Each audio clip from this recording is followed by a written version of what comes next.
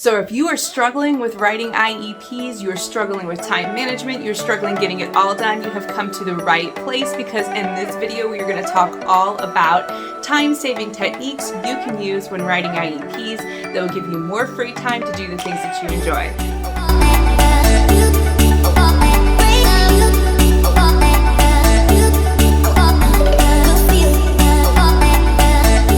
Welcome back to my channel. My name is Rachel from the Behavior Check-In. If you're new here, I am a behavior coach in Florida. I do videos about behavior, IEP writing, teacher content, lifestyle content in general. So if that's something you're into, you really want to make sure you hit the subscribe button, like and share my content out, because it really helps my channel. Today we are talking all about IEPs and how we can save time writing them. I know as a teacher, this is one of the things that I have struggled with the most, is doing this paperwork. And special education, we have to write them. They are a part of our job and they can be very time consuming.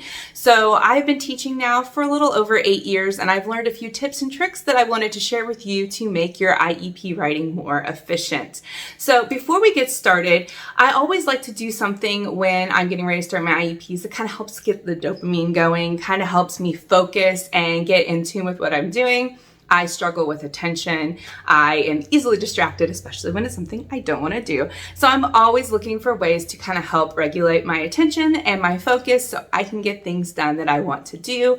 One product that I have found that I have really enjoyed, this was sent to me, it is Magic Minds. I really enjoy the supplement. Magic Mind boosts your energy, it helps you relax, keeps you focused, and it helps you feel happy vibes. It's an all herbal natural supplement, which I absolutely love because I like having things that are natural. So it's best to go ahead and take this alongside your morning caffeine to help you build your stamina and keep you motivated. I like to keep it chilled, really cold, because I think it tastes better when you do it that way. I feel like when you drink it warm, it's not as yummy, but it really does help with my motivation levels.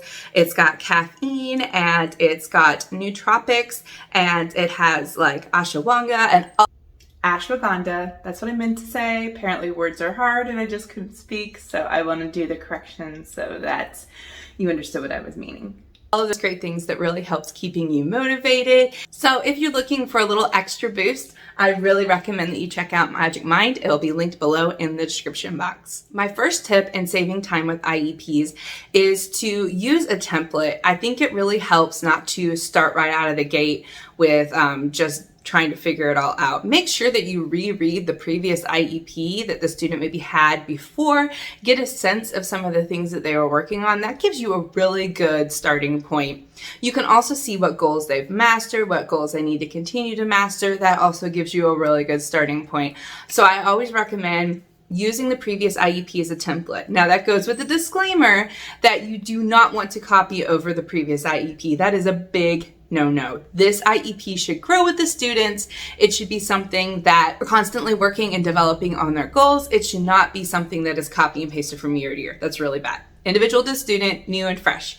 But I do like looking at the previous IEP because it kind of gives me structure. Plus, if you're someone who struggles with verbiage, if you have a really good previous copy, asterisk, really good previous copy, that doesn't always happen, it's a great template to work off of and it'll help you. And I'm sorry, my chair is a little squeaky, so if you hear something squeaky, it is the squeaky chair.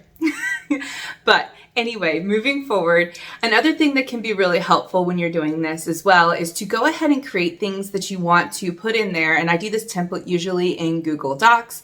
It's just my phrases that I use, my legalese, verbal phrases that you always use in the IEP. And in that place, you can kind of just fill in the blanks, and you can put in the present levels of data. So I can put in things like how the students have scored on their district-wide assessments, how they've scored on their statewide assessments, progress that I'm seeing in the classroom that I can go ahead and note. I just keep that in a running Google Doc and I put those in as I get them. This makes it a lot easier when I'm starting the IEP because I already have that down, can copy and paste. I can do this for each of my students. And then that way it just makes it easier for me to get the information that I need, and I just update it and make it specific to the student. It's one of those things that you do kind of on the front end that saves you a lot of time on the back end. So I highly recommend using a template if you don't already. This is a great thing to collaborate with other professionals. I know that I have done this with other coworkers, and you can do this with other coworkers where you kind of share a Google Doc of things that you say and things that you use, and you can copy and paste that over, and that helps everybody out. And of course, you have other people kind of looking at things and making sure that everything's tight, there's no typos or spelling errors, because you're all working in that document and we're able to see that. My second tip, kind of going along with the Google template, is I like to keep a goal bank. And this is something that I do. I've done it in past with team members, and it's something that you can do as well that really saves time, or it's just something you can do on your own, is when I write a really good killer goal, one that I'm very proud of, I always copy and paste it and save it into a Google Doc. I like to label these different pages like behavior, social emotional goals, math goals, reading goals, that sort of thing. I have it there. It's kind of like the template we used before. That way I can plug in the pertinent information, go ahead and put it in. I like to go ahead and add like benchmarks as well, because I think strong goals have benchmarks. It gives the chance for the parent and the child to see that they're reaching the benchmark goals on their way to their full objectives. So I love putting that in there with the benchmarks. Of course, you tailor the percentage and the needs based on the data that you have for the student, but that just makes it really easy and quick to get in there and just copy paste, move it over, and you can really speed up your IEP writing time. Goals really take me a long time, and since doing goal templates, I have really moved the process on a lot faster. I'll be honest, when I first started writing IEPs, it would take me 2 to 3 to 4 to 5, so let's not talk about it, hours to write it. And now I can really write a solid IEP in about an hour and a half. And that makes it a lot easier. This kind of leads into my next tip, and that is to break it up into chunks. I find that I struggle to sit down and write an IEP in its full entirety just because I don't have a lot of time. I also don't believe in bringing work home, so I write things as they go. So something that I like to do is calendar out my IEPs. I like to have them done 2 weeks before we have a meeting, so I can send it off to people to peer review. I can also send it off to the parents to review to make sure that we have all our ducks in a row and that it is a nicely well-written IEP. So this is just, it's very helpful to me. It's also helpful to break it up. Like I will say on Monday, I'm going to write the present levels. I always write the present levels first and collect the information I need for the present levels, because if I'm working with other teachers or specialists, I want to go ahead and get their input as well. Then I might say on Tuesday, I'm going to work on the goals. And then I might say on Wednesday, I'm going to work on the accommodations, and so on and so forth. That makes it easier for me in my mind if I break it up. Plus, I feel like I'm checking off a little box. I get that little dopamine rush that helps me keep going, makes me feel like I accomplished something for the day, and I'm not taking an entire IEP home to write it the night before and have a panic attack and probably not the best written IEP. So I really recommend this. Once again, something that takes some organization on the front end, but it will save you a lot of time because you can get it done during your planning period. You could get it done during those little pockets of time that you have at school, and you aren't taking it home and having it infringe on your family time. My other tip is to include all the people that work with the student and include that in the process early. I really recommend sending out an email. I like to keep it very specific on what I want. I did this a lot when I taught preschool because I had a lot of service providers in there. And of course, when you work with junior high kids as well, you have a lot of different teachers who are working with the student. They see different pictures of a student at different times based on whether they like the subject, they're good at the subject, the time of day, all of those things. So it's very important to get their input. I find that this is most easily done when I use a Google form. I send it out with very probing questions specific to the student so they can fill it out. Then all of it comes back to me. I can see it. I can go ahead and cut and paste it and put it into the IEP, which saves me time. As you can see, I like the pattern of cut and pasting and putting things in there.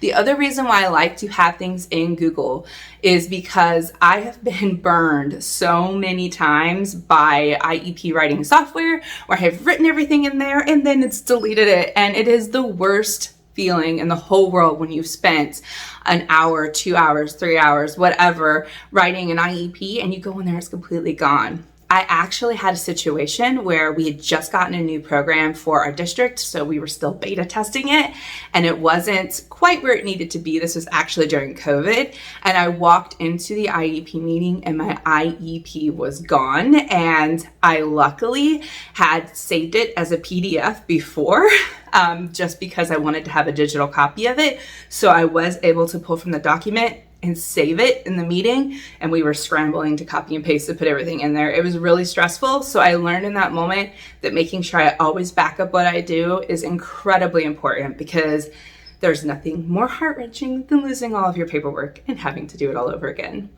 I know from experience. Now here's my last tip, and probably my most important tip that will save you so much time, and that is making sure that you have a good data system set in place to track your data, and that you have everything in one place so that you're not running down trying to find it in different places. I set up a spreadsheet where I put in all of my students' data on how they were performing on tests, how they were doing on their different assessments, how they did on progress monitoring. I put it all in a spreadsheet so I could go right in there and get it. I also kept everything nice and neat on my computer.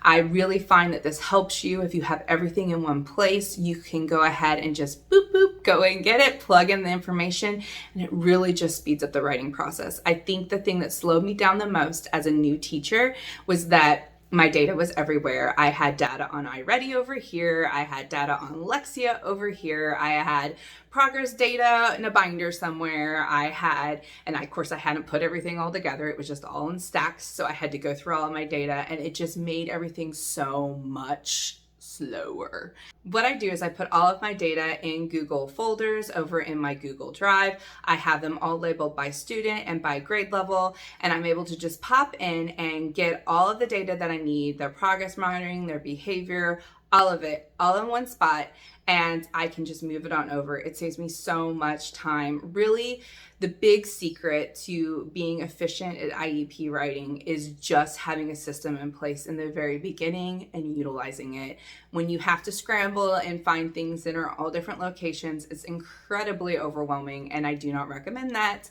I think that if you can get a good system together and practice and knowing how to use your system, you are going to find that over time you really are going to accelerate the pace that you do this paperwork. A lot of our paperwork, although it is tailored and individual to the student, has a lot of the same verbiage and the same things that you say. So once you really get in the habit of doing that, you'll know what to say and how to write it, and you'll become very quick. So hopefully these tips were helpful. If they were, make sure you leave a comment below, and subscribe. I'd love to have you here. I'm working on another IEP video that is in the works right now, where I'm going to go through an entire IEP and write it with you. I have to do it through like Google because I can't do it in our software. I don't want to use a real student for privacy reasons. So I'm creating something right now to show you how to write an IEP step by step. It'll be a series. So we will go through the PLAF. We will go through writing, the goals and the accommodations. All of that will be in there. So if you are looking forward for something like that, it will be coming up in the coming weeks. It's something I want to have done before the end of the year. So make sure you like and subscribe to my channel so you don't miss that. I'd like to thank Magic Mind for sending me their product and giving me the opportunity to try it out. I really enjoyed it. If you're interested in something like that, please check out my link below. I think you'll really like Magic Mind. It really helped give me that boost that I need to be creative and get the stuff done and write my IEPs. So really check it out. I think you'll like it. Once again, thank you so much for coming to my channel and watching my videos, and I will catch you in the next one.